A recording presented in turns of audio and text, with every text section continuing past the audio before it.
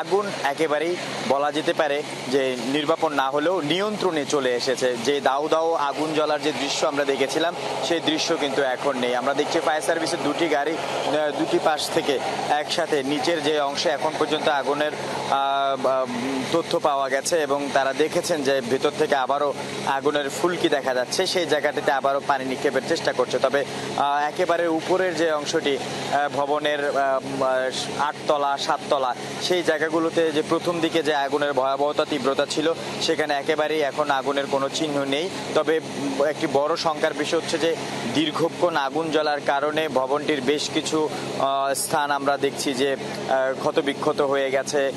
8 তলার ছাদে বেশ কিছু ধসে পড়ার দৃশ্য আমরা দেখেছি।